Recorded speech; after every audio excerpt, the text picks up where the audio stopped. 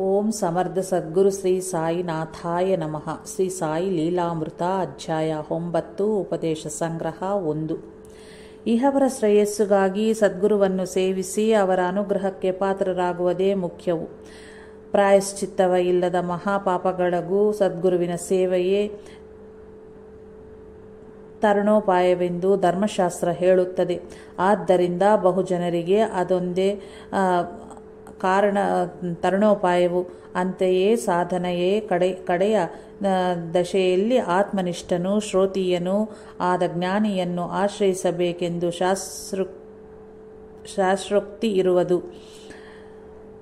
ಅಂತಹ ಗುರುಗಳಲ್ಲಿ ಉತ್ತಮರು ಶ್ರೀ ಸಾಯಿಬಾಬಾ. ಮುಮುಕ್ಷುವು ಎಂತಹ ಗುರುವನ್ನು ಆಶ್ರಯಿಸಬೇಕು ಎಂದು ಸೇವಿಸಿ ಧನ್ಯನಾಗಬೇಕು ಎಂಬುದು ಶ್ರೀ ಸಾಯಿ ಒಂದೊಮ್ಮೆ ಆಚರಿಸಿ ತೋರಿರುವರು.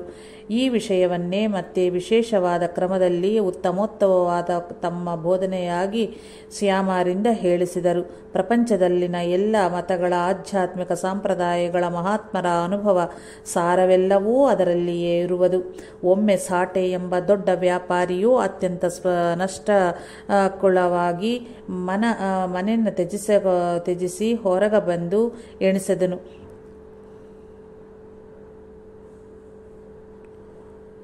ಮನೆ ತ್ಯಜಿಸಿ ಹೋಗಬೇಕೆಂದು ಎಣಿಸಿದನು. ಸ್ನೇಹಿತರ ಸಲಹೆಯ ಮೇರೆಗೆ 1917ರಲ್ಲಿ ಶ್ರೀ ಸಾಯಿ ಸನ್ನಿಧಿಯಲ್ಲಿ ಕೆಲವು ದಿನ ಇದ್ದನು. ಆಗ ಶ್ರೀ ಗುರುಚರಿತ್ರ ಗ್ರಂಥದ 1 ಸಪ್ತಾಹ ಪಾರಾಯಣಗೈದನು. ಅಂದು ರಾತ್ರಿ ಆ ಗ್ರಂಥವನ್ನೇ ಕೈಯಲ್ಲಿ ಹಿಡಿಕೊಂಡು ಶ್ರೀ ಸಾಯಿ ಕನಸಿನಲ್ಲಿ ಕಂಡು ಅದರ ಬಗ್ಗೆ ಏನೇನೋ ಹೇಳುತ್ತಿದ್ದರು. ಮರುದಿನ ಬೆಳಿಗ್ಗೆಯೇ ಅದರ ಭಾವನೆ ಏನೆಂಬುದ ಅವನು ಕಾಕಾ ಸಾಹೇಬ್ ದೀಕ್ಷಿತನಿಂದ ಬಾಬಾರಲ್ಲಿ ಕೇಳಿಸಿದನು. ಆಗ ಸಾಠೆ ಇನ್ನೊಂದು ಪಾರಾಯಣ ಮಾಡಬೇಕು ಎಂದು ಅವರು ವಿಚಾರಿಸಿದರು. ಅದನ್ನು ಕೇಳಿದ ಹೇಮಾಡ್ ಪಂತನು ತಾನು ಕಳೆದ 40 ವರ್ಷಗಳಿಂದ ಪಾರಾಯಣ 7 ವರ್ಷಗಳಿಂದ ಶ್ರೀ ಸಾಯಿ ಸೇವೆ ಮಾಡುತ್ತಾ ಇದ್ದರೂ ಲಭಿಸಿದ ಕೃಪೆಯೇ ಸಾಠೆಗೆ ಅಷ್ಟು ಬೇಗ ಲಭಿಸಿತೆ ಎಂದು ಕಳವಳಕ್ಕೊಳಗಾದನು. ತಕ್ಷಣವೇ ಅವನನ್ನು ಎಬ್ಬಿಸಿ ಶ್ಯಾಮನ ಬಳಿ ಹೋಗಿ ಅವನಿಂದ 15 ರೂಪಾಯಿಗಳ ದಕ್ಷಿಣೆ ಪಡೆದುಕೊಂಡು ಅವನೊಂದಿಗೆ ಸ್ವಲ್ಪ ಹೊತ್ತು ಕೂತು ಮಾತನಾಡಿ ಬಾ ಎಂದು ಬಾಬಾ ಆದೇಶಿಸಿದರು.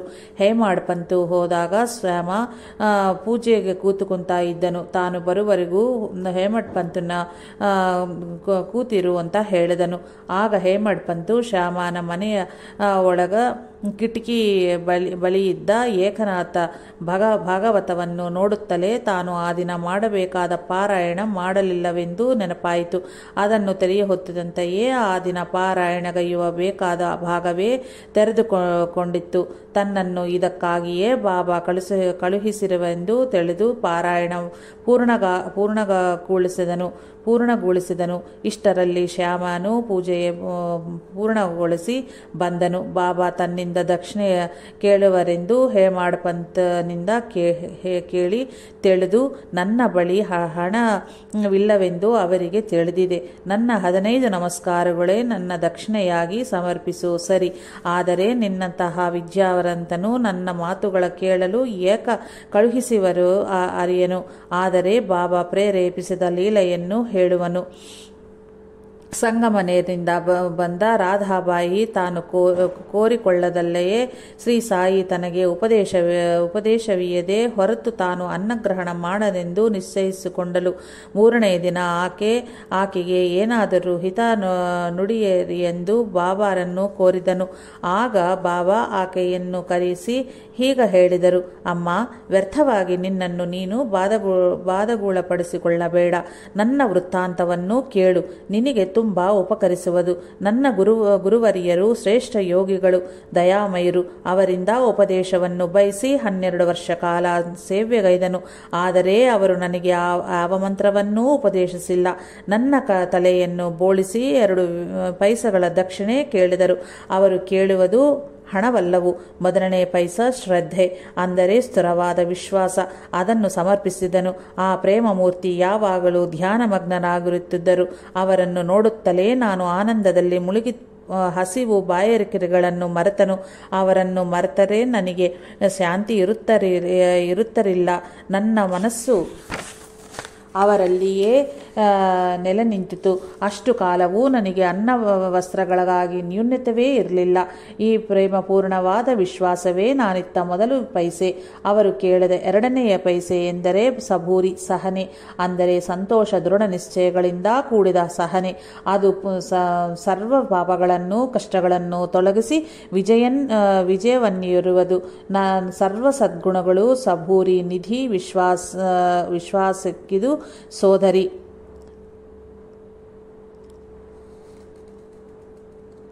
ವಿಶ್ವಾಸಕ್ಕಿದು ಸೋದರಿ. ನಾನು ಅದನ್ನು ಸಮರ್ಪಿಸಿದನು.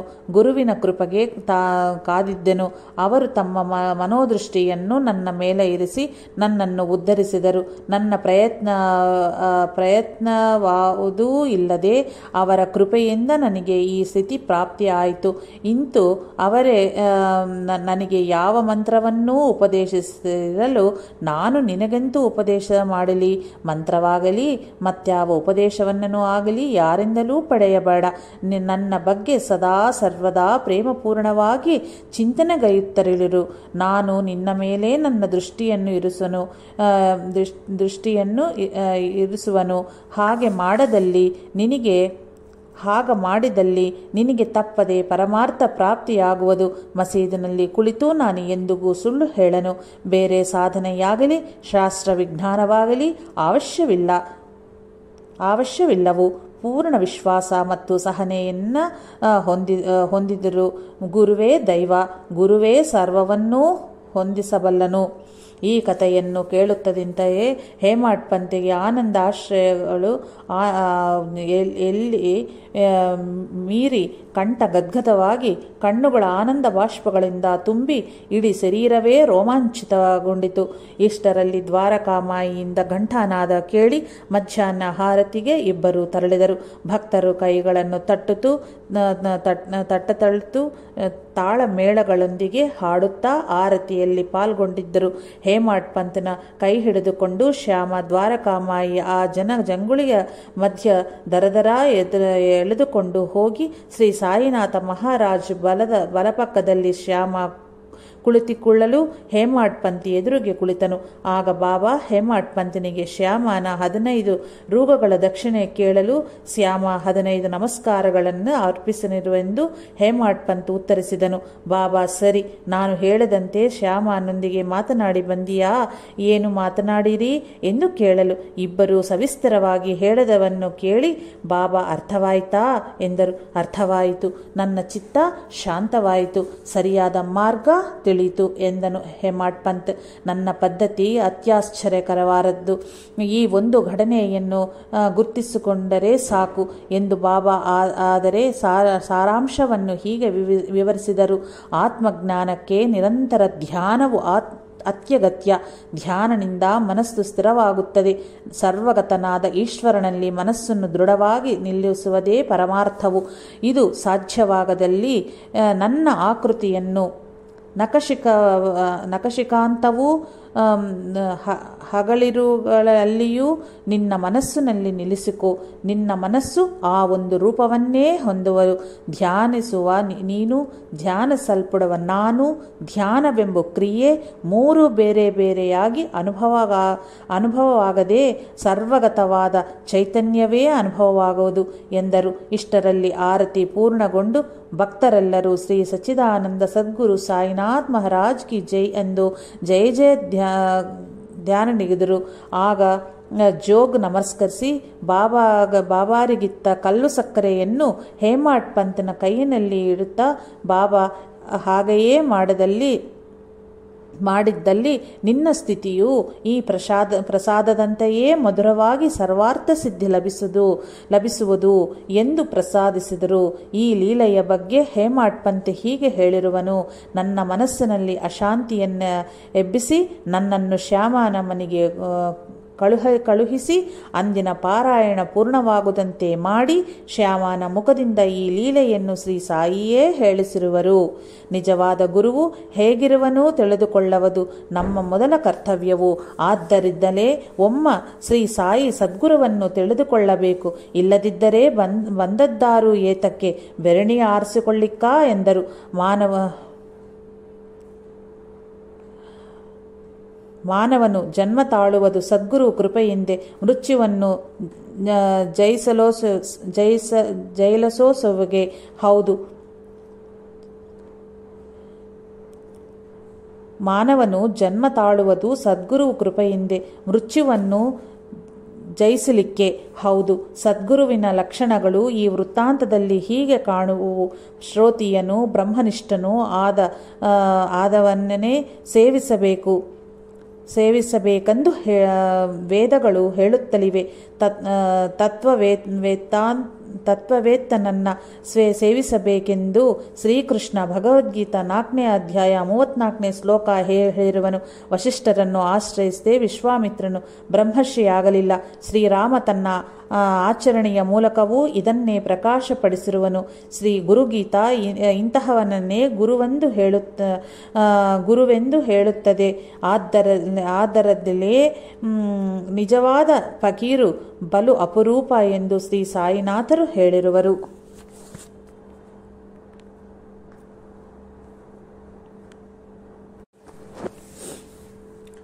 ಶ್ರೀ ಸಾಯಿ ಸೇವಿಸಿದ ಆ ಗುರು ಶ್ರೀ ಸಾಯಿಬಾಬಾ, ಶ್ರೀ ಅಕ್ಕಲಕೋಟೆ ಸ್ವಾಮಿ ಸಮರ್ಥ, ಶ್ರೀ ರಮಣ ಮಹರ್ಷಿಗಳಂತೆಯೇ ಸದ್ಗುರುವು ಯಾರನ್ನೂ ತಮ್ಮ ಶಿಷ್ಯರೆಂದು ತಿಳಿಯರು.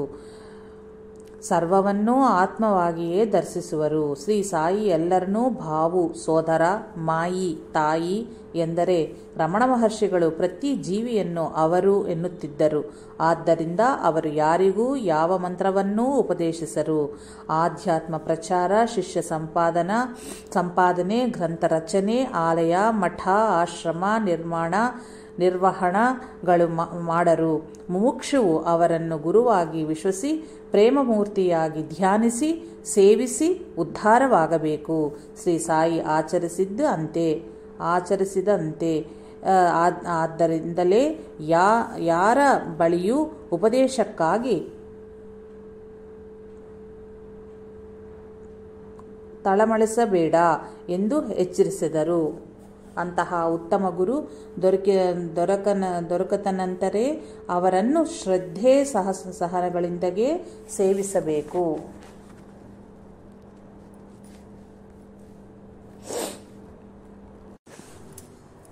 ಒಂದು ಬಾರಿ ಬಾಪು ಸಾಹೇಬ್ ಜೋಗ್ ಮಸೀದಿಯಲ್ಲಿ ಕುಳಿತು, ಸದ್ಗುರುವು ಶಿಷ್ಯನನ್ನು ತನ್ನಂತೆಯೇ ಮಾಡುವನಂತಾರೆ, ಶ್ರೀ ಸಾಯಿ ನನ್ನನ್ನು ಇನ್ನೂ ಅಂತೆಯೇ ಮಾಡಲಿಲ್ಲವೇ ಎಂದು ಭಾವಿಸಿದನು. ತಕ್ಷಣವೇ ಬಾಬಾ ನಗುನಗುತ್ತಲೇ ಜೋಗುನತ್ತ ಬೆಟ್ಟು ಮಾಡಿ ತೋರಿಸಿ, ಇವನು ನನ್ನ ಸ್ಥಾನವನ್ನು ಆಕ್ರಮಿಸಲೆತ್ತಿಸುವನು ಎಂದರು. ಮತ್ತೊಮ್ಮೆ ಜೋಗ್ ಬಾಬಾರ ಪಾದಗಳನ್ನೊತ್ತುತ್ತಲೇ, ಬಾಬಾ, ನನ್ನ ಸೇವೆ ಪೂರ್ಣಗೊಂಡಾದಕ್ಕೆ ಪ್ರಮಾಣವೇನು ಎಂದು ಕೇಳಿದನು. ನೀನು ಎಲ್ಲ ಬಂಧನಗಳನ್ನು ತೊರೆದು ಭಿಕ್ಷುವಾಗಿ ನನ್ನಂತೆ ಜೀವಿಸದಾಗಲೇ ಪೂರ್ಣವಾಯಿತು ಅಂತ ತಿಳಿ ಎಂದರು ಶ್ರೀ ಬಾಬಾ. ಅಂದರೆ ಇಡೀ ಜೀವನಕ್ಕೆ ಬಾಬಾರಂತೆ ನಿರ್ವಹಿಸಲಾದವನೇ ಗುರುವು. ಮುಕ್ತನಾದವನೇ ಇತರರನ್ನು ರುದ್ರಿಸಬಲ್ಲನಲ್ಲವೇ? ಅಂತಹ ಮಹಾನುಭಾವರು ಪೂರ್ಣತತ್ವ ಪಡೆಯುವ ಮುನ್ನ ಲೋಕದಲ್ಲಿ ಪ್ರಕಾಶಗೊಳ್ಳರು. ಅಕಾಲದಲ್ಲಿ ಹುಟ್ಟಿದ ಶಿಶು ಸಂಪೂರ್ಣ ಹೆಂಗಾಗತ್ತೆ? ಎಳೆ ಕಾಯಿ ಕೊಯ್ದರೆ ಹಣ್ಣು ಹೆಂಗಾಗತ್ತೆ? ಅಕಾಲದಲ್ಲಿ ಹುಟ್ಟಿದ ಶಿಶು ಸಂಪೂರ್ಣವ ಹೆಂಗಾಗತ್ತೆ? ಎಳೆ ಕಾಯಿ ಕೊಯ್ದರೆ ಹಣ್ಣು ಹೆಂಗಾಗತ್ತೆ?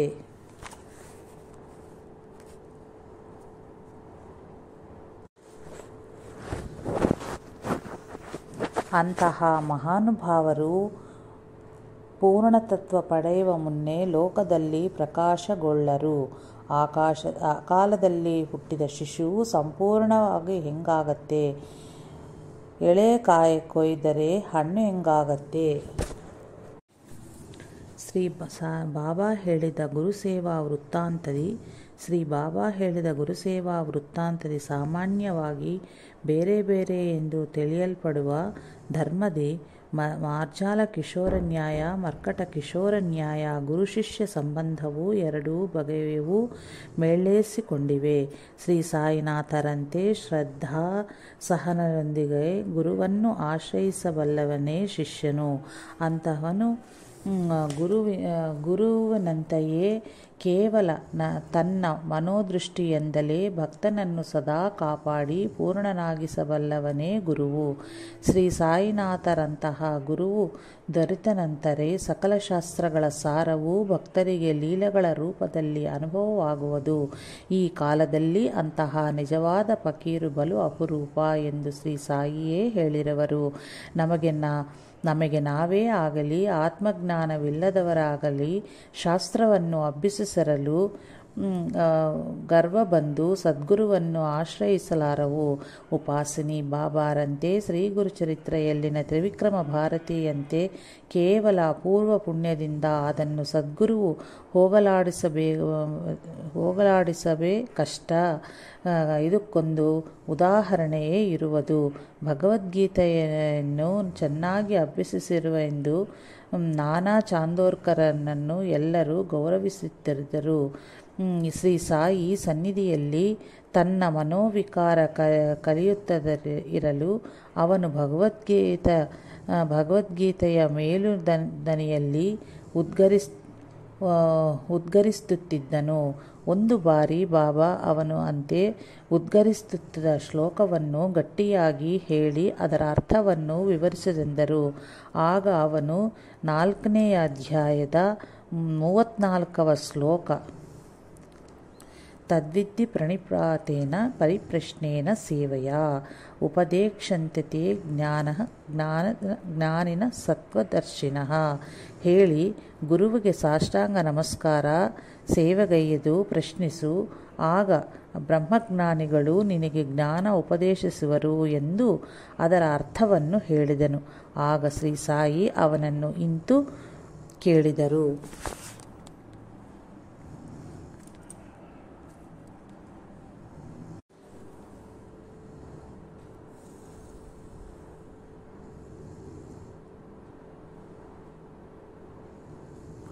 ಶ್ರೀ ಸಾಯಿ, ಪಾತ ಎಂದರೆ ನಮಸ್ಕಾರವೇ ಆದಲ್ಲಿ ಮತ್ತೆ ಪ್ರಣಿಪಾತ ಎಂದು ಪ್ರಶ್ನೆ ಎನ್ನದೇ ಪರಿಪ್ರಶ್ನೆ ಎಂದು ಹೇಳಿರುವತ್ತೆ ಯಾತಕ್ಕೆ?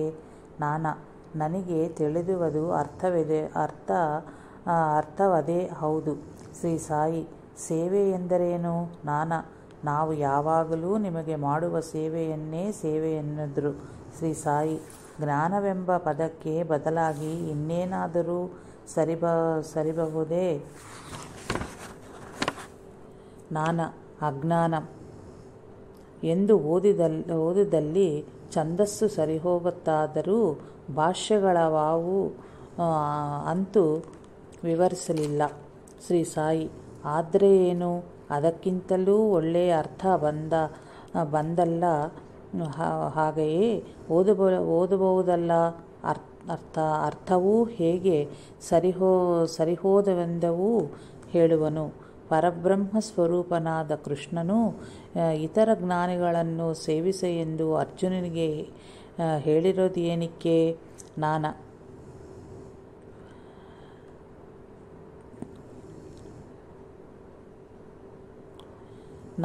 ಚಾಂದೋರ್ಕರನಿಗೆ ತಿಳಿಯಲಿಲ್ಲ. ಅವನ ವಿದ್ಯಾಗರ್ವ ನುಜ್ಜು ನೂರಾಯಿತು. ಆಗ ಶ್ರೀ ಸಾಯಿ ಈ ಶ್ಲೋಕವನ್ನು ಹೀಗೆ ವಿವರಿಸಿದರು. ಗುರುವಿಗೆ ನಮಸ್ಕಾರ ಮಾಡಿದರೆ ಸಾಲದು, ಆತ್ಮ ಸಮರ್ಪಣೆ ಮಾಡಿಕೊಳ್ಳಬೇಕು. ಪ್ರಣಿಪಾತ ಅಂದರೆ ಇದುವೇ ಹೌದು. ಸೇವೆ ಮಾಡಬೇಕೆಂದನಿಸಿದಾಗ ಮಾತ್ರವೇ ಮಾಡದೆ ತನ್ನ ಶರೀರವು ಗುರುಸೇವೆಗಾಗಿಯೇ ಇರುವುದೆಂದು, ಅದರ ಮೇಲೆ ತನಗೆ ಯಾವ ಅಧಿಕಾರವೂ ಇಲ್ಲವೆಂದು ಅರಿತು ಮಾಡುವುದೇ ಸೇವೆ. ಅಂತಹವನೇ ಶಿಷ್ಯನು. ಅಂತಹ ಶಿಷ್ಯನು ಕೇವಲ ಮೋಕ್ಷಕಾಂಕ್ಷಿಯಾಗಿ ಮೋಕ್ಷ ಚಿಂತನೆಯಿಂದ ಪ್ರಶ್ನಿಸಿ ಸಂದೇಹ ನಿವೃತ್ತಿ ಮಾಡಿಕೊಳ್ಳುವುದನ್ನೇ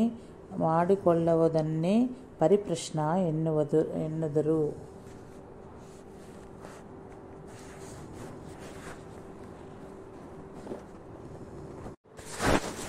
ಬೆಳಕೆಂದರೆ ಕತ್ತಲೆಯನ್ನು ಹೋಗಲಾಡಿಸುವುದೇ ಆಗಿದೆ. ಜ್ಞಾನವೆಂದರೆ ಅಜ್ಞಾನವನ್ನು ಹೋಗಲಾಡಿಸುವುದೇ ಹೌದು. ಶಿಷ್ಯನು ಸಹಜವಾಗಿ ಜ್ಞಾನಸ್ವರೂಪಿಯೇ ಆದರೂ ಅವನೇ ಜೀವನ ಎಂದು, ಶರೀರವೇ ತಾನೆಂದು ತಿಳಿದು ಸುಖ ದುಃಖಗಳು ಕರ್ಮಬಂಧಗಳು ಒಳಗಾಗುವನು. ಜ್ಞಾನ ಅನುಭವದಿಂದ ಮಾತ್ರ ಲಭಿಸುವುದೇ ಹೊರತು ಮಾತಿಗೂ ಊಹೆಗಳಿಗೂ ಎರುಕದು. ಆದ್ದರಿಂದ ಅದನ್ನು ವಾಚ ಬೋಧಿಸುವುದು ಸಾಧ್ಯವಿಲ್ಲ. ಕಾಲಿಗೆ ಚುಚ್ಚಿದ ಮುಳ್ಳನ್ನು ಮತ್ತೊಂದು ಮುಳ್ಳಿನ ಸಹಾಯದಿಂದೇ ತೆಗೆದಂತೆ ಪಾತ್ರೆಗೆ ಹಿಡಿದ ಮಸಿಯನ್ನು ಮಣ್ಣಿನಿಂದ ಉಜ್ಜಿ ಶುಭ್ರಗೊಳಿಸಿದಂತೆಯೇ ಗುರುವು ತನ್ನ ಬೋಧೆಯೆಂಬ ಸಾತ್ವಿಕವಾದ ಅಜ್ಞಾನದಿಂದ ಶಿಷ್ಯನ ಅಜ್ಞಾನವನ್ನು ತೊಲಗಿಸುವನು. ಆಗ ಶಿಷ್ಯನಲ್ಲಿ ಅಡಗಿದ್ದ ಜ್ಞಾನವು ಶಿಷ್ಯನಿಗೆ ಅನುಭವವಾಗುವುದು. ಆದ್ದರಿಂದ ಗುರುವು ವಾಚ ಬೋಧಿಸುವುದು ಅಜ್ಞಾನವನ್ನೇ ಹೌದು. ಸರ್ವವೂ ದೈವ ಸ್ವರೂಪವೆಂದು ತತ್ವದೃಷ್ಟರೆಲ್ಲರೂ ಆ ಭಗವಂತನ ರೂಪಗಳೇ ಎಂದು ಸದ್ಭಕ್ತನು ಗುರುತಿಸುವನು. ತತ್ವದೃಷ್ಟ ಅಥವಾ ಬ್ರಹ್ಮಜ್ಞಾನಿಯಾದ ಗುರುವೂ ಸಹ ಶಿಷ್ಯನನ್ನು ಆ ಭಗವಂತನ ರೂಪವಾಗಿಯೇ ದರ್ಶಿಸುವನು. ಅಂತಹ ಗುರುವಿನ ಪ್ರಾಶಸ್ತ್ಯವನ್ನು ತಿಳಿಸಲುಸಗವೇ ಕೃಷ್ಣನು ಆತ್ಮಜ್ಞಾನಿಗಳನ್ನು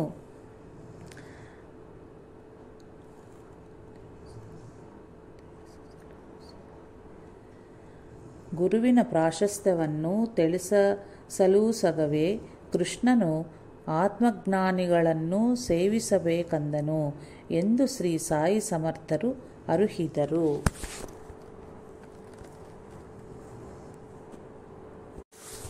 ನಾನಾ ಸಾಹೇಬ್ ಚಾಂದೋರ್ಕರ್ನು ಆ ಶ್ಲೋಕವನ್ನು ಮೇಲುದನಿಯಲ್ಲಿ ಉದ್ಗರಿಸುತ್ತಿದ್ದಾಗಲೇ ಶ್ರೀ ಸಾಯಿ ಅಂತೂ ಪ್ರಶ್ನಿಸಲು ಕಾರಣವೇನು?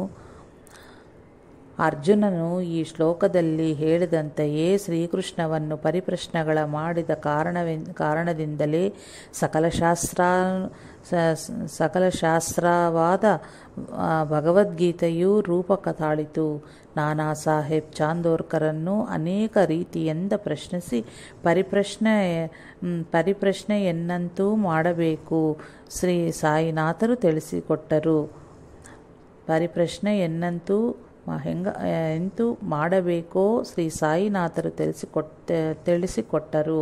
ಆ ಶ್ಲೋಕದಲ್ಲಿ ಹೇಳಿದಂತೆ ನಾನಾ ಸಾಹೇಬನಿಗೆ ತತ್ವದರ್ಶಿಯಾದ ಗುರುವು ಲಭಿಸಿರುವರು. ಆದರೆ ಅವನು ಆ ಶ್ಲೋಕವನ್ನು ಉದ್ಗರಿಸುತ್ತಿದ್ದರೂ ಪರಿಪ್ರಶ್ನೆ ಮತ್ತು ಸೇವೆಗಳ ತತ್ವವನ್ನೆರಿಸದೆಯೇ ವ್ಯರ್ಥವಾಗಿ ಉದ್ಗರಿಸುತ್ತಿದ್ದನು. ವಾಚ ಬೋಧಿಸುವುದು ಸಾಲದಿರಲು ಅತೀತವಾದ ವಿಶ್ವರೂಪ ದರ್ಶನದಂತಹ ದಿವ್ಯಾನುಭೂತಿಯನ್ನು ಪ್ರಸಾದಿಸಲು ಸಮರ್ಥನಾದವನೇ ಸದ್ಗುರುವು. ಅಂತಹ ಸದ್ಗುರುವನ್ನು ಸೇವಿಸುವುದು ಹೊರತು ಅನ್ಯತ್ರ ಗತಿಯಿಲ್ಲವೆಂದು ಇಂತಲ್ಲದೆ ದೇವತೆಗಳನ್ನು ಮಾತ್ರವೇ ಉಪಾಸಿಸುವವರು ಆ ಪುಣ್ಯವಿರುವವರೆಗೂ ಆಯಾ ಲೋಕಗಳಲ್ಲಿದ್ದು ಆ ಪುಣ್ಯ ತೀರಿದ ನಂತರ ಈ ಲೋಕದಲ್ಲೇ ಮತ್ತೆ ಜನ್ಮಿಸುವರೆಂದು ಶ್ರೀಕೃಷ್ಣನು ಹೇಳಿರುವನು. ಸಾಕ್ಷಾತ್ ತ್ರಿಮೂರ್ತಿಗಳು ಮತ್ತು ಪರಬ್ರಹ್ಮವೇ ತಾನಾದ ಗುರುವನ್ನು ಸೇವಿಸಿದಲ್ಲಿ ಮೋಕ್ಷ ಪ್ರಾಪ್ತಿಯಾಗುವುದು. ವೈದ್ಯನಾಗದೆಯೇ ಔಷಧವನ್ನು ಕೊಟ್ಟುವನು, ಆತ್ಮಜ್ಞಾನವಿಲ್ಲದೆಯೇ ಶಿಷ್ಯ ಶೇಖರಣೆ ಮಾಡುವನು. ಅಂತಹ ಕಪಟ ಗುರುವನ್ನಾಶ್ರಯಿಸಿದವರು ಭ್ರಷ್ಟರಾಗುವೆಂದು ಶಾಸ್ತ್ರ ಹೇಳುತ್ತದೆ. ಗು ಅಂದರೆ ಅಜ್ಞಾನವೆಂಬ ಕತ್ತಲೆ, ರು ಎಂದರೆ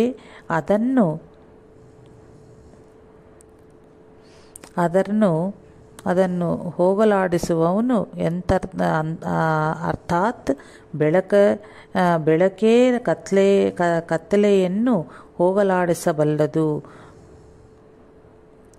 ಬೆಳಕೇ ಕತ್ತಲೆಯನ್ನು ಹೋಗಲಾಡಿಸಬಲ್ಲುದು. ಕತ್ತಲೆಯನ್ನು ಬೆಳಕೆಂದು ಭಾವಿಸಿ ಅದನ್ನು ಹೋಗಲಾಡಿಸಿಕೊಳ್ಳದಾದಲ್ಲಿ ಇನ್ನೂ ಬೆಳಕೇಕೆ? ಶ್ರೀ ಸಾಮಾನ್ಯನನ್ನು ಪರಬ್ರಹ್ಮ ಸ್ವರೂಪವಾಗಿ ದರ್ಶಿಸುವುದು ಶ್ರೀಮನ್ನಾರಾಯಣನನ್ನು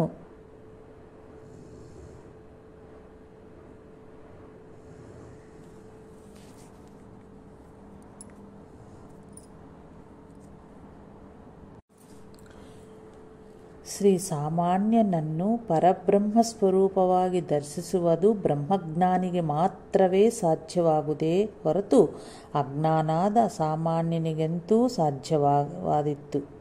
ಆದ್ದರಿಂದಲೇ ಸಪ್ತಶೃಂಗಿ ದೇವಿ ಶ್ರೀಮನ್ನಾರಾಯಣ ತಮ್ಮ ಭಕ್ತರನ್ನು ಶ್ರೀ ಸಾಯಿ ಸಮರ್ಥರ ಬಳಿಗೆ ಕಳುಹಿಸಿದರು. ಅಂತೆಯೇ ವೇದ ಋಷಿಗಳು ಶ್ರೀಕೃಷ್ಣ ಮೊದಲ್ಗೊಂಡು ಶ್ರೀ ಸಾಯಿನಾಥರವರೆಗೂ ಎಲ್ಲ ಮಹಾತ್ಮರು ಗುರುವನ್ನೇ ಸೇವಿಸಬೇಕು ಅಂತ ಹೇಳಿರುವರು. ಆದರೆ ಈ ಪ್ರಪಂಚದಲ್ಲಿ ಎಲ್ಲ ಸಾಧುಗಳಲ್ಲಿಯೂ ಬ್ರಹ್ಮಜ್ಞಾನಿಗಳಾರು ಯಾರಲ್ಲ ಎಂಬುದ ಹೇಗೆ ತಿಳಿದುಕೊಳ್ಳುವುದು? ನಮಗೆ ನಾವೇ ನಿರ್ಣಯಿಸಿಕೊಂಡರೆ ಹೇಗಿರುವುದೋ ಅಲ್ಲವೇ? ಇದಕ್ಕೆ ಸರಿಯಾದ ಮಾರ್ಗ ಯಾವುದೆಂಬುದ ಶ್ರೀ ಸಾಯಿ ತಿಳಿಸಿಕೊಟ್ಟರಿವರು.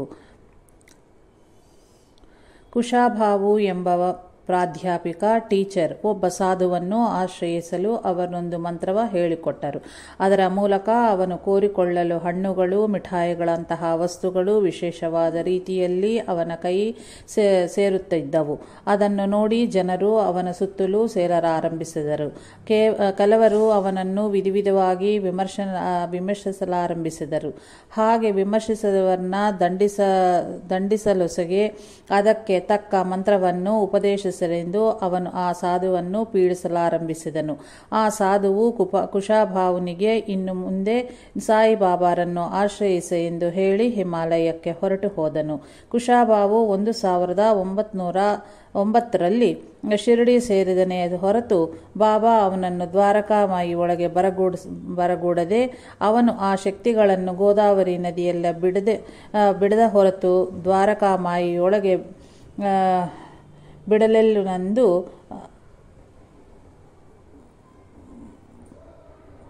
ಪಣತೊಟ್ಟರು.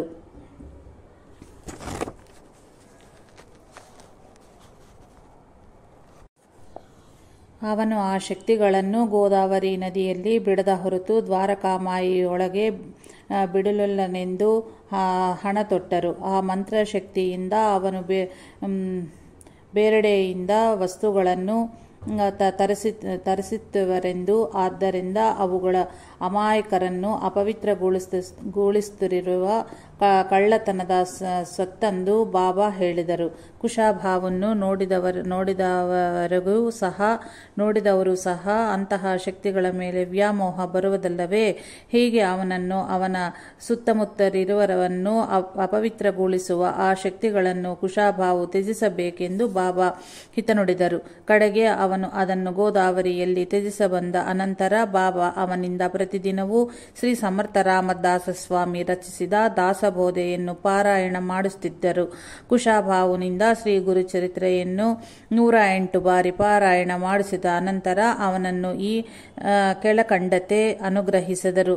ಒಂದು ಏಕಾದಶಿಯ ದಿನ ಕುಶಾಭಾವು ಉಪವಾಸವಿದ್ದನು. ಅವನು ಬಾಬಾರನ್ನು ದರ್ಶಿಸಿ ಪ್ರಸಂಗವಶಾತ್ ಹಿಂದಿನ ಕಾಲದಲ್ಲಿ ಋಷಿಮುನಿಗಳು ಕಂದ ಮೂಲ ಫಲಗಳನ್ನು ತಿನ್ನುತ್ತಿದ್ದರೆಂದು ಹೇಳಿದರು.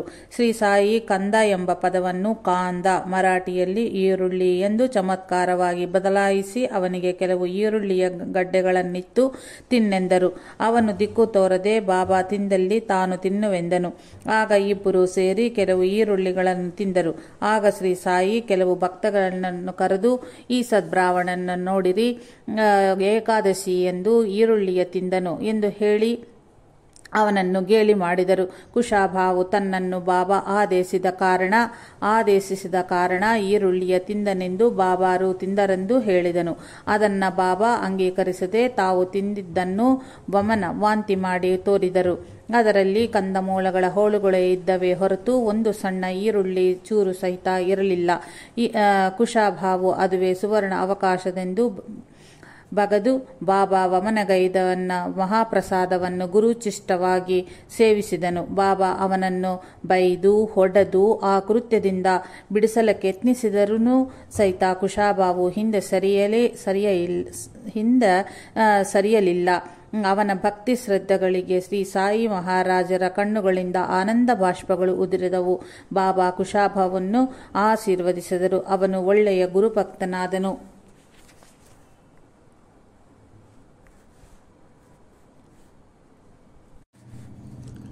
ಈ ಲೀಲೆಯ ಮೂಲಕ ಲೋಕಕ್ಕೆ ಶ್ರೀ ಗುರುಚರಿತ್ರೆಯ ಪ್ರಾಶಸ್ತ್ಯವನ್ನು ಬಾಬಾ ತಿಳಿಸಿಕೊಟ್ಟಿರುವರು.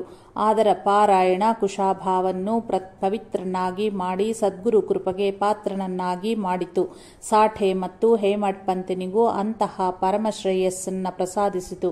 ಶ್ರೀ ವಾಸುದೇವಾನಂದ ಸರಸ್ವತಿ ಸ್ವಾಮಿ, ರಂಗಾವಧೂತ, ನಾನೇ ಮಹಾರಾಜ್ ಅಂತಹ ಬಹುಮಂದಿಗೆ ಈ ಗ್ರಂಥ ಪಾರಾಯಣವೇ ಅವರುಗಳ ಆಶ್ರಯಿಸಬೇಕಾದ ಗುರುವಿನ ಬಗ್ಗೆ ತಿಳಿಸಿಕೊಟ್ಟು ಅವರನ್ನು ಗುರುಕೃಪೆಗೆ ಪಾತ್ರನಾಗಿ ಮಾಡಿ ಮಹಾತ್ಮರನ್ನಾಗಿ ಮಾರ್ಪಡಿಸಿತು.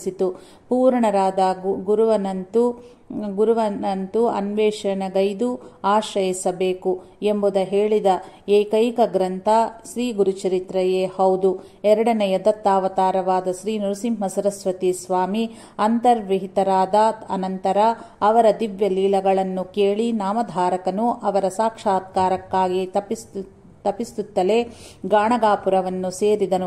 ಅವನಲ್ಲಿ ಸಿದ್ಧನೆಂಬ ಯೋಗಿಯ ರೂಪದಲ್ಲಿ ಶ್ರೀ ನರಸಿಂಹ ಸರಸ್ವತಿ ಸ್ವಾಮಿ ಸ್ವಪ್ನ ದರ್ಶನವಿತ್ತರು.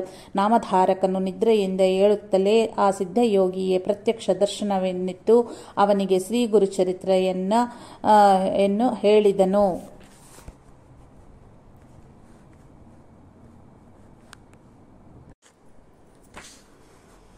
ಶ್ರೀ ಗುರುಚರಿತ್ರೆಗೆ ಅಂತಹ ಪ್ರಾಮುಖ್ಯತೆಯನ್ನೆಯೂ ಇರುವುದ ಮುಖಾಂತರ ಲೋಕಕ್ಕೆ ಶ್ರೀ ಸಾಯಿ ಬಹು ಆಧ್ಯಾತ್ಮ ರಹಸ್ಯಗಳನ್ನು ಸೂಚನಪ್ರಾಯವಾಗಿಯೇ ತಿಳಿಸಿಕೊಟ್ಟರಂತಾಯಿತು. ಸಾಧಕರು ನಾಮಧಾರಕನಂತೆ ಮೊದಲು ಶ್ರೀ ದತ್ತಾವತಾರವಾದ ಸದ್ಗುರುವಿನ ಲೀಲೆಗಳನ್ನು ಶ್ರವಣ ಮಾಡಿದಲ್ಲಿ ಅವರನ್ನು ದರ್ಶಿಸಿ ಆಶ್ರಯಿಸಬೇಕೆಂಬ ಬಲವಾದ ಕೋರಿಕೆ ಜಾಗೃತಗೊಳ್ಳುತ್ತದೆ. ಸಾಧಕನು ಆಗ ಸಹಜವಾಗಿಯೇ ಆ ಲೀಲೆಗಳ ಬಗ್ಗೆ ಶ್ರೀ ಗುರುವಿನ ಬಗ್ಗೆ ಚಿಂತನೆಗೈಯುತ್ತಲೂ ಅವರಿಗಾಗಿ ತಪಿಸುವನು. ಆಗ ಆ ಶ್ರೀ ಗುರುವು ಯಾವುದಾದರೂ ರೂಪದಲ್ಲಿ ಸ್ವಪ್ನದರ್ಶನವಿಯುವರು. ಅನಂತರ ತಮ್ಮ ಪ್ರತ್ಯಕ್ಷ ದರ್ಶನವಿತ್ತು ಅನುಗ್ರಹಿಸುವರು. ಮೇಲೆ ಹೇಳಿದಂತೆ ಆ ಮಹಾತ್ಮರೆಲ್ಲರ ಅನುಭವವು ಹೀಗೆಯೇ ಇರುವುದು. ಸೂಫಿ ಸಂಪ್ರದಾಯದಲ್ಲಿಯೂ ಸಾಧಕನು ಮೊದಲು ಸಮಾಧಿ ಎನ್ನದ ಒಬ್ಬ ಮಹಾತ್ಮನ್ನು ಆಶ್ರಯಿಸಿ ತಾನು ಆಶ್ರಯಿಸಿರುವ ಗುರು ಯಾರೆಂದು ತಿಳಿಸಿರೆಂದು ಪ್ರಾರ್ಥಿಸುವನು. ಸಕಾಲದಲ್ಲಿಯೇ ಆ ಸಮಾಧಿ ಎನ್ನದ ಮಹಾತ್ಮರು ಆ ವಿಷಯವನ್ನು ಸಾಧಕನಿಗೆ ಸ್ವಪ್ನದಲ್ಲಿ ಹೇಳುವರು. ಇದು ಉತ್ತಮವಾದ ಮಾರ್ಗವಾದ್ದರಿಂದಲೇ ಶ್ರೀ ಸಾಯಿ ಶ್ರೀ ಗುರುಚರಿತ್ರೆಗೆ ಅಷ್ಟು ಪ್ರಾಮುಖ್ಯತೆಯನ್ನಿತ್ತರು. ಶ್ರೀ ಬಾಬಾರು ಹಿಂದಿನ ಜನ್ಮಗಳಲ್ಲಿ ತಮ್ಮನ್ನು ಸೇವಿಸದವರಿಗೆ ಮೊದಲು ಸ್ವಪ್ನದರ್ಶನವಿತ್ತು. ನಂತರವೇ ಅವರನ್ನು ಶಿರ್ಡಿಯಲ್ಲಿ ಪ್ರತ್ಯಕ್ಷವಾಗಿ ತಮ್ಮ ಸನ್ನಿಧಿಗೆ ಕರೆಯಿಸಿಕೊಂಡರೆಂದು ಶ್ರೀ ಸಾಯಿ ಸಂದರ್ಶನ್ ಎಂಬ ಅಧ್ಯಾಯದಲ್ಲಿ ಗಮನಿಸಿದೆವು. ಆದ್ದರಿಂದಲೇ ಶ್ರೀ ಸಾಯಿ ಭಕ್ತರಿಗೆ ಶ್ರೀ ಗುರುಚರಿತ್ರೆಯ ಪಾರಾಯಣ ಅತ್ಯಗತ್ಯವಾದದ್ದು.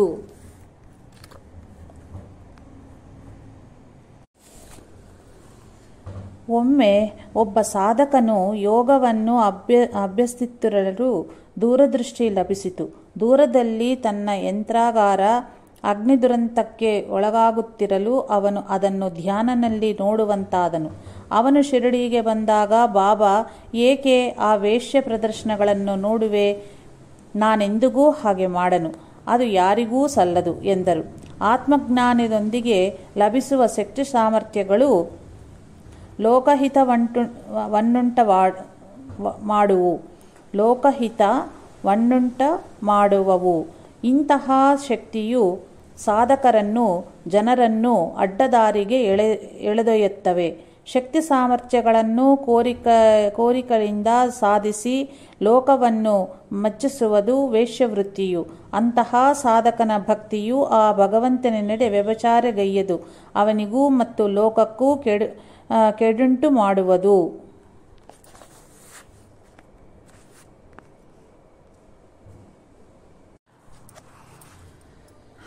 ಸಾಮಾನ್ಯ ಬೋಧಕನಂತೆ ಶ್ರೀ ಸಾಯಿ ಮಾಯೆ, ಬ್ರಹ್ಮ ಮೊದಲಾದ ದೊಡ್ಡ ದೊಡ್ಡ ಮಾತುಗಳನ್ನಾಡಲಿಲ್ಲ.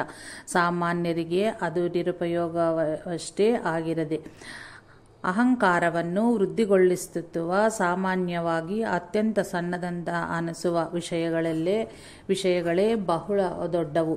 ಅವುಗಳನ್ನು ಸರಿಯಾಗಿ ತಿದ್ದಿಕೊಂಡು ನಿಜವಾದ ಮಾನವತ್ವವನ್ನು ಅಳವಡಿಸಿಕೊಳ್ಳುವುದೇ ಧರ್ಮವೆಂದು, ಅದನ್ನು ಸಾಧಿಸಿಕೊಳ್ಳದೆಯೇ ಸಾಧನೆಯ ಪ್ರಾರಂಭಿಸಿದಲ್ಲಿ ಇಹಪರಗಳೆರಡೂ ಕೆಡುವುದೆಂದು ಧರ್ಮಶಾಸ್ತ್ರ ಹೇಳುತ್ತದೆ. ಈ ಹಿಂದೆ ಹೇಳಿದ ಮಾವಿನ ಹೂವುಗಳಂತೆ ನಾವು ಸದ್ಗುರು ಭಕ್ತಿಯಿಂದ ಮಧ್ಯದಲ್ಲಿಯೇ ಉದುರಿ ಹೋಗದಂತೆಯೂ ಮರುಜನ್ಮದಲ್ಲಿ ದುಃಖ ಪ್ರಾಪ್ತಿಯಾಗದಂತೆಯೂ ಈ ಶ್ರೀ ಬಾಬಾರ ಉಪದೇಶಗಳು ಉಪಕರಿಸುವವು. ಶ್ರೀ ಸಾಯಿ ಎಂತೂ ಭಕ್ತರನ್ನು ಎಚ್ಚರಿಸಿದ್ದರು. ನೋಡೋಣ. ಒಂದು ಬಾರಿ ಅಂಜನ್ವೇಲ್ನಿಂದ ಮಧುರದಾಸಿ ಎಂಬ ಭಕ್ತನು ಶಿರಡಿಗೆ ಆಗಮಿಸಿ ಸಗುಣಮೇರು ನಾಯಕ್ನ ಮನೆಯಲ್ಲಿ ತಂಗಿದನು. ಒಂದು ದಿನ ಅವರಿಬ್ಬರು ಇತರರ ದೋಷಗಳ ಬಗ್ಗೆ ಮಾತನಾಡಿಕೊಂಡರು. ಅನಂತರ ಮಧುರದಾಸ್ ದ್ವಾರಕಾಮಾಯಿಯ ಪ್ರವೇಶಿಸುತ್ತಂತೆಯೇ ಬಾಬಾ ಜುಗುಪ್ಸೆಯಿಂದ ಸಗುಣ್ ಏನನ್ನುತ್ತಿರುವನು ಎಂದರು. ತಮ್ಮ ಸಂಭಾಷಣೆ ಬಾಬಾರಿಗೆ ಬಹು ಬಾಧೆಯನ್ನು ಉಂಟು ಮಾಡಿದಂತೆ ಅಂದು ಮಧುರದಾಸ್ ಗ್ರಹಿಸಿದನು. ದುಸ್ಸಂಗವೆಂದರೆ ಅಪಪ್ರಚಾರ ಮಾಡುವುದು ಮತ್ತು ಅದನ್ನು ಆಸಕ್ತಿಯಿಂದ ಕೇಳುವುದೇ ಅಲ್ಲವೇ? ಅದು ಸತ್ಯವಾದರೂ ಅಸತ್ಯವಾದರೂ ಸರ್ವವೂ ಸಾಯಿರೂಪವೆಂಬ ವಿವೇಕವನ್ನು ಹಾಳುಗಡಿಸಿ ಪುಣ್ಯವನ್ನು ಅಪಹರಿಸಿ ಹೃದಯವನ್ನು ಕಲುಷಿತಗೊಳಿಸುವುದು. ಹಾಗೆಯೇ ಒಮ್ಮೆ ವಸತಿ ಗೃಹದಲ್ಲಿ ಬೇರೊಬ್ಬನ ಬಗ್ಗೆ ಅಪವಾದವನ್ನು ಆವಾದನೆಗೈದು ಅವರ ಮನಸ್ಸನ್ನು ಭಗ್ನಗೊಳಿಸಬೇಕೆಂದು ಆಲೋಚಿಸಿದನು. ಅನಂತರ ಅವನು ಶ್ರೀ ಸಾಯಿ ಲಂಡಿವನಕ್ಕೆ ತರುತ್ತಿರಲು ಎದುರಾದನು. ಆಗ ಬಾಬಾ ಮಲಭಕ್ಷಣ ಮಾಡುತ್ತಾ ಇದ್ದ ಒಂದು ಹಂದಿಯನ್ನು ಅವನಿಗೆ ತೋರಿಸಿ, ಅದು ಮಲವನ್ನು ಎಷ್ಟು ಪ್ರೀತಿಯ ದರೆಗಳಿಂದ ತಿನ್ನುತ್ತಾ ಇದೆಯೋ ನೋಡಿದ್ದೀಯಾ? ಇತರರ ಮೇಲೆ ಅಪವಾದವನ್ನು ಹೊರಿಸುವುದು ಇಂತಹದೇ ಹೌದು. ಇದರಿಂದ ಕ್ರಮೇಣ ನಮ್ಮನ್ನು ಇತರರು ಅಸಹಿಸಿಕೊಳ್ಳುವರು.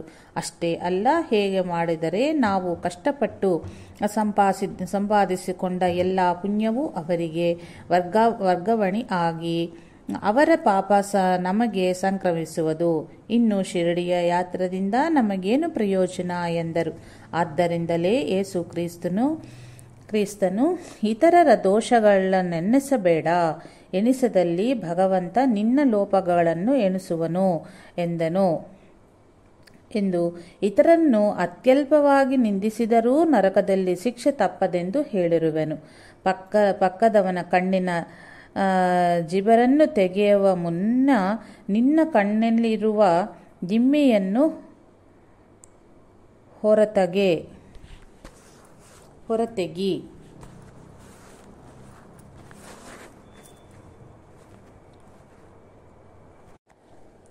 ಪಕ್ಕದವನ ಕಣ್ಣಿನ ಜಿಬರನ್ನು ತೆಗೆಯುವ ಮುನ್ನೆ ನಿನ್ನ ಕಣ್ಣಲ್ಲಿರುವ ದಿಮ್ಮೆಯನ್ನು ಹೊರತೆಗಿ.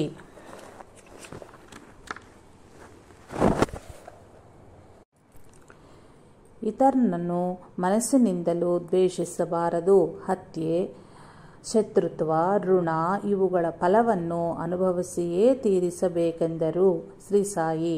ಒಂದು ದಿನ ಭಕ್ತನೊಬ್ಬನು ರವೆಯ ಸಜ್ಜಿಗೆಯನ್ನು ಪ್ರಸಾದವಾಗಿ ಹಂಚುತ್ತಿದ್ದನು.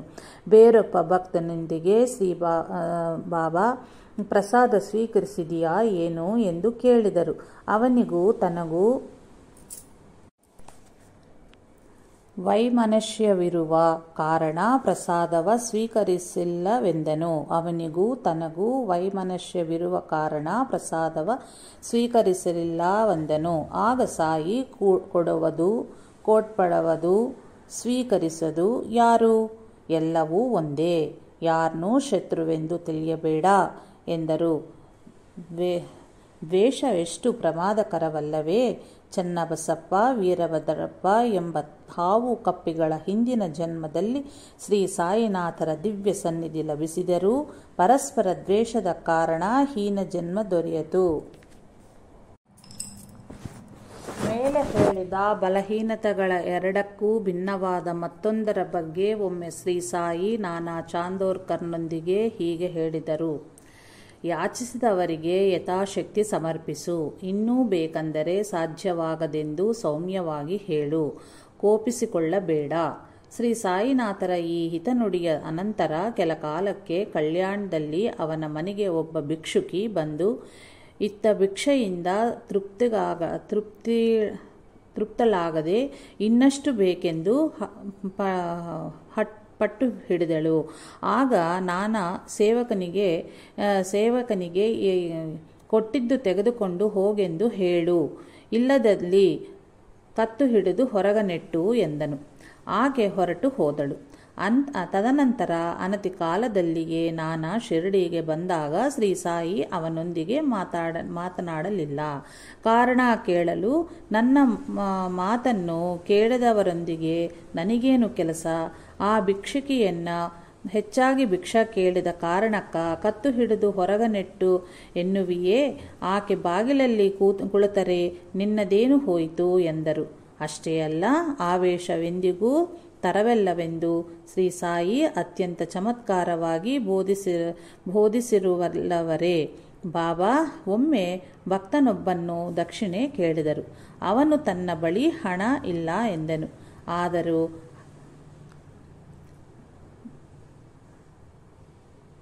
ಮತ್ತೆ ಪ್ರತಿ 10-15 ನಿಮಿಷಗಳಿಗೊಮ್ಮೆ ಶ್ರೀ ಸಾಯಿ ಅವನನ್ನು ಪದೇ ಪದೇ ಕೇಳುತ್ತಾ ಇದ್ದರು. ಕಡೆಗೆ ಅವನು ಕ್ರೋಪಾದಿಕ್ತವಾಗಿ ನನ್ನ ಬಳಿ ಹಣವಿಲ್ಲವೆನ್ನಂತಿದ್ದರೆ ಅಂತ ಗಂಟ್ಲು ಹರಿಯುವಂತೆ ಕಿರಿಚಿದನು. ಶ್ರೀ ಸಾಯಿ ಮಧುರವಾಗಿ ವಿನೋದದನಗೆ ಬೀರುತ್ತಲೇ, ಇಲ್ಲದಿದ್ದಲೇ ಇಲ್ಲವೆಂದು ಸಮಾಧಾನದಿಂದ ಹೇಳು. ಅದೂ ಆಗಿದ್ದಲ್ಲಿ ಸುಮ್ಮನೆ ಇರು. ಅರ್ಚಿತೀಯಾತಕ್ಕೆ ಎಂದರು.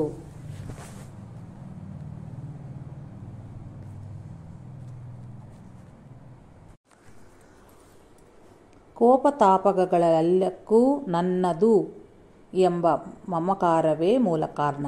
ಒಮ್ಮೆ ಬಾಗ್ಚಂದ್ ಮಾರ್ವಾಡಿ ಬರುತ್ತಲೇ ಅವನ ಬಗ್ಗೆ ಭಕ್ತರೊಂದಿಗೆ ಶ್ರೀ ಸಾಯಿ ಹೀಗಂದರು. ಇವನು ತನ್ನ ಹುಲ್ಲಿನ ಬಣ ಹೊತ್ತಿರುತ್ತದೆಂದು ಅದನ್ನು ಕಾಪಾಡರೆಂದು ಕೋರುತ್ತಿರುವನು. ಹುಟ್ಟು, ಸಾವು, ಲಾಭ, ನಷ್ಟಗಳೆಲ್ಲವೂ ದೈವಾಧೀನ. ಮೂಢರು ಈ ವಿಷಯವನ್ನು ಮರೆತು ಲಾಭವಾದದಲ್ಲಿ ಸಂತೋಷಗೊಂಡು ನಷ್ಟವಾದರೆ ಅಳುವರು. ಇದು ನನ್ನದು ಎನ್ನುವರು. ಹುಲ್ಲಿನ ಬಣ ಮಾರ್ವಾಡಿಯದು ಅಲ್ಲವೋ? ಅದು ಹುಲ್ಲೇ ಹೊರತು ಅವನ ಶರೀರವಲ್ಲ ಅಲ್ಲವೇ? ಭೂಮಿ, ಮಳೆ, ಬಿಸಿಲಿನ ಕಾರಣ ಬೀಜಗಳಿಂದ ಮೊಲತು ಬೆಳೆದ ಕಾರಣ ಅವುಗಳಿಗೆ ಭೂಮಿ, ಮಳೆ, ಬಿಸಿಲು ಸೇರುವುದೇ ಹೌದು. ಆ ಮೂರರಲ್ಲಿಯೂ ಅಗ್ನಿ ಇರುವುದು. ಅದೇ ಈ ಹುಲ್ಲಿನ ಬಣವನ್ನು ಸುಟ್ಟು ಹಾಕುವುದು. ಭಗವಂತ ಒಂದು ಕೈಯಿಂದ ಕೊಡುವನು, ಮತ್ತೊಂದು ಕೈಯಿಂದ ತೆಗೆದುಕೊಳ್ಳುವನು ಎಂದು ಮತ್ತೆ ಮಾರ್ವಾಡಿಗೆ ಈ ನಷ್ಟ ಮತ್ತೆ ತುಂಬುವುದು ಬಿಡು, ಹೋಗು ಎಂದರು.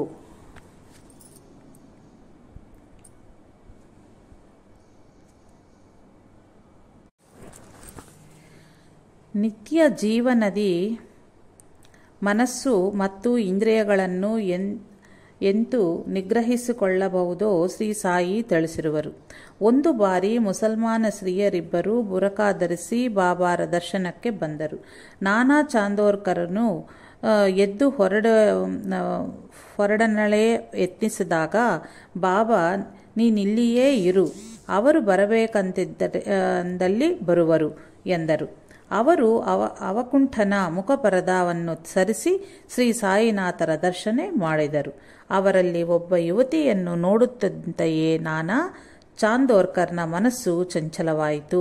ತಕ್ಷಣವೇ ಬಾಬಾ ಅವನ ತಲೆಯ ಮೇಲೆ ತಟ್ಟಿದರು. ಅವನು ನಾಚಿ ನೀರಾಗಿ ತಲೆ ಬಗ್ಗಿಸಿಕೊಂಡಿದ್ದಾಗ ಬಾಬಾ, ನಾನಾ, ನೀನು ಮಾನವವಾದ ಕಾರಣ ಇಂದ್ರಿಯಗಳು ವಿಷಯಗಳ ಮೇಲೆ ಪಸರಿಸಲು ಕೋರಿಕೆ ಉತ್ಪನ್ನವಾಗುವುದು. ಆದರೆ ಅಂದವಾದ ದೇವಾಲಯಗಳು ಎಷ್ಟಿಲ್ಲವು. ನಾವು ಬಾಹ್ಯ ಸೌಂದರ್ಯವನ್ನು ಅಲ್ಲದೆ ಒಳಗಿರುವ ದೈವವನ್ನು ನೋಡಬೇಕು. ಆ ಸೌಂದರ್ಯವನ್ನು ಸೃಷ್ಟಿಸಿದ ದೈವಲೀಲೆಯನ್ನು ಕಾಣಬೇಕು. ಇದನ್ನು ಯಾವಾಗಲೂ ಮರೆಯಬೇಡ ಎಂದರು.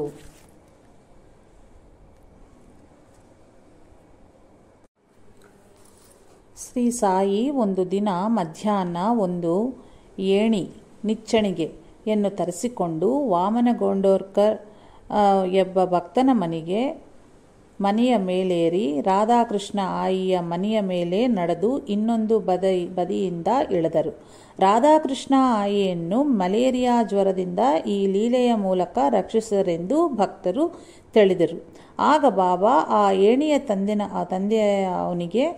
ತಂದವನಿಗೆ 2 ರೂಗಗಳನ್ನು ಕೊಟ್ಟರು. ಅಷ್ಟೊಂದು ಹಣವೆಂಕ ಕೊಟ್ಟರಿ ಅಂತ ಭಕ್ತರು ಕೇಳಲು, ಯಾವ ಸೇವೆಗೂ ಆದರೂ ಉದಾರವಾಗಿ ಪ್ರತಿಫಲನ ಕೊಡಬೇಕು, ಉಚಿತವಾಗಿ ಪಡೆಯಬಾರದು ಎಂದರು. ಇಂದಿನ ವಿದ್ಯಾವಂತರಲ್ಲಿಯೂ ಬಹಳ ಮಂದಿ ತಿಳಿದುಕೊಳ್ಳಬೇಕಾದ ಬೋಧೆ ಇದುವೇ ಹೌದು. ಇಂತಹ ನೈತಿಕ ಸೂತ್ರಗಳನ್ನು ತಮ್ಮ ನಿತ್ಯ ಜೀವನದಿ ಅಳವಡಿಸಿಕೊಳ್ಳಬೇಕೆಂದು ಈ ಲೀಲೆಗಳ ಕೇಳಿದ ಅನೇಕ ಶ್ರೋತೃಗಳು ಮಾಡುವ ತಪ್ಪು ಏನೆಂದರೆ, ಇತರರು ಎಷ್ಟು ಮಟ್ಟಿಗೆ ಆ ಸೂತ್ರಗಳ ಪಾಲಿಸುತ್ತಿರುವರೋ ಎಂಬುದ ಗಮನಿಸಿ ಅವರನ್ನು ವಿಮರ್ಶಿಸುತ್ತಿರುವರು.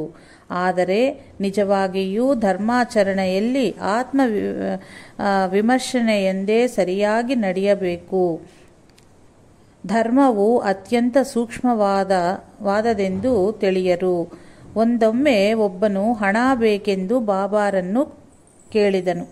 ಬಾಬಾ ಇಲ್ಲವೆಂದರು. ಆದರೆ ಅವರ ಕಿಸೆಯಲ್ಲಿ ಹಣವಿದೆ ಎಂದು ಶ್ಯಾಮಗೆ ತಿಳಿದಿತ್ತು.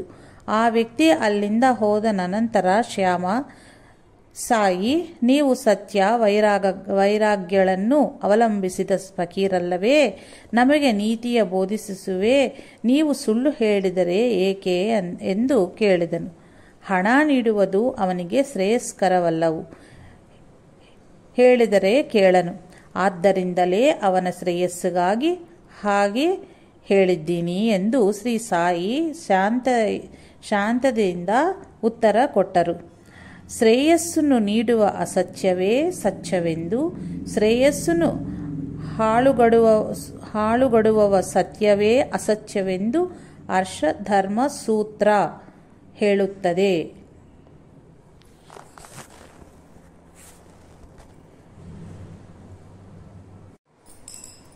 ದಾಸಗಣು 1910ರಲ್ಲಿ ಶಿರಡಿಗೆ ಪಯಣಿಸುತ್ತಿರಲು ದಾರಿಯಲ್ಲಿ ಒಬ್ಬ ವ್ಯಕ್ತಿ ಬಾಬಾರನ್ನು ನಿಂದಿಸಿದನು. ಇದರಿಂದ ದಾಸಗಣುನ ಮನಸ್ಸು ವಿಕಲ್ಪಗೊಂಡಿತು.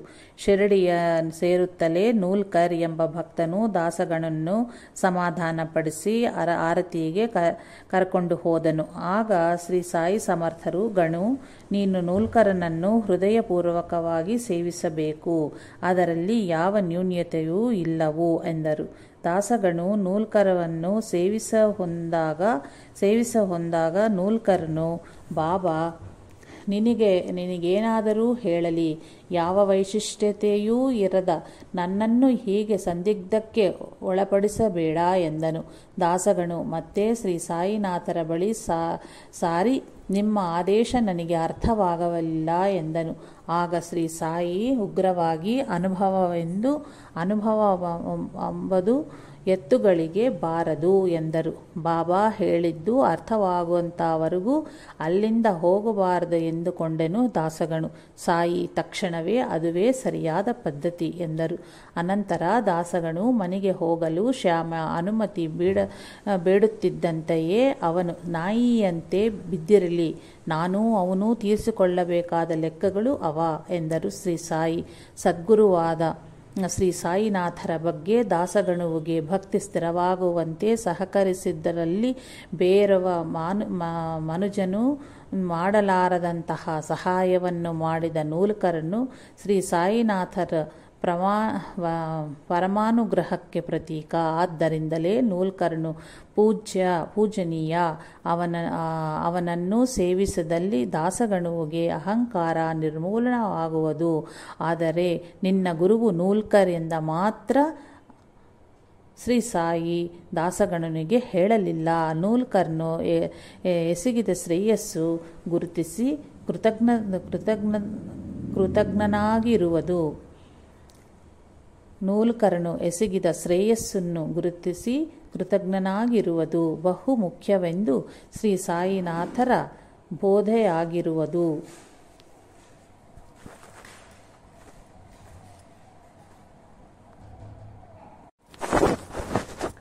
ಒಬ್ಬ ಭಕ್ತನು ಶಿರಡಿಗೆ ಪಯಣಿಸುತ್ತಿರಲು ಅವನೊಂದಿಗಿದ್ದ ಸಹ ಪ್ರಯಾಣಿಕನು ಮಾನವ ಮಾತ್ರನಾದ ಸಾಯಿಯನ್ನು ಆರಾಧಿಸುವುದು ವ್ಯರ್ಥವೆಂದು ವಾದಿಸಿದನು. ಆ ಭಕ್ತನ ಮನಸ್ಸು ವಿಕಲ್ಪಗೊಂಡಿತು. ಅವನು ದ್ವಾರಕಾಮಾಯಿ ಒಳಗೆ ಪ್ರವೇಶಿಸಿದಂತೆಯೇ ಶ್ಯಾಮನೊಂದಿಗೆ ಬಾಬಾ ಇವನಿಗೆ ಏನಾದರೂ ಹಿತ ನುಡಿಗಳನ್ನು ಹೇಳು ಎಂದರು. ಆಗ ಶ್ಯಾಮ ಅವನು ಹೊರಕ್ಕೆ ಕರಕೊಂಡು ಹೋಗಿ ಸಾಯಿನಾಥರ ಬಗ್ಗೆ ಇತರ ಅಂದ ಮಾತುಗಳನ್ನು ಹಚ್ಚಿಸಿಕೊಳ್ಳಬೇಡ, ನಿನ್ನ ಅನುಭವವನ್ನೇ ದೃಢವಾಗಿ ಹಿಡಿದುಕೋ ಎಂದು ಹೇಳಿದನು. ಅನಂತರ ಅವರಿಬ್ಬರು ಮಸೀದಿ ಒಳಗೆ ಬರುತ್ತಂತೆಯೇ ಶ್ರೀ ಸಾಯಿ ಅವನೊಂದಿಗೆ ನೀನು ಶ್ಯಾಮ ಹೇಳಿದಂತೆಯೇ ಮಾಡು, ಮೇಲುಂಟಾಗುವುದು ಎಂದರು. ನಮ್ಮಲ್ಲಿ ಯಾರಾದರೂ ಸಹಾಯವನ್ನು ಕೇಳಿದಲ್ಲಿ ತಪ್ಪದೇ ಸಹಾಯ ಒಸಗಬೇಕು ಅಥವಾ ಇತರರಿಂದಲಾದರೂ ಮಾಡಿಸಬೇಕಾದದ್ದು ನಮ್ಮ ಧರ್ಮವೆಂದು ಶ್ರೀ ಸಾಯಿ ಹೇಳಿ ಅರುಹಿರುವರು. ಅವರು ಈ ಧರ್ಮವನ್ನು ಪಾಲಿಸಿದರು. ಒಮ್ಮೆ ಒಬ್ಬ ರೈತ ತನ್ನ ಹೊಲದಲ್ಲಿ ಬಾವಿಗಾಗಿ ಅರ್ಜಿ ಸಲ್ಲಿಸಿರಲು ಜಿಲ್ಲಾ ಕಲೆಕ್ಟರ್ನು ಅದನ್ನು ನಿರಾಕರಿಸಿದನು. ಅವನು ಬಾಬಾರಿಗೆ ಇದನ್ನು ನಿವೇದಿಸಲು, ಬಾಬಾ, ನೀನು ನಾನಾ ಚಾಂದೋರ್ಕರ್ನೊಂದಿಗೆ ಕೂಡಿಕೊಂಡು ಕಣಿತ್ಕರ್ನೊಂದಿಗೆ ಮಾತನಾಡು, ನಾನು ನಾನಾಗೆ ಹೇಳುವನು ಎಂದರು. ಅನಂತರ ನಾನಾ ಚಾಂದೋರ್ಕರ್ನ ಸಹಕಾರದೊಂದಿಗೆ ಕಲೆಕ್ಟರನು ಅದನ್ನು ಮಂಜೂರು ಮಾಡಿದನು. ಆ ರೈತನು ಬಾವಿ ತೋಡಿಸಿ ಆ ನೀರಿನ ಸಹಾಯದಿಂದ ಫಸಲು ಬಂದಾಗ ತನ್ನ ಎಲ್ಲ ಸಾಲವನ್ನು ತೀರಿಸಿದನು. ಶ್ರೀ ಸಾಯಿನಾಥಾರ್ಪಣಮಸ್ತು. ಶುಭಂ ಭವತ್ತು. ಜೈ ಸಾಯಿ ಮಾಸ್ಟರ್.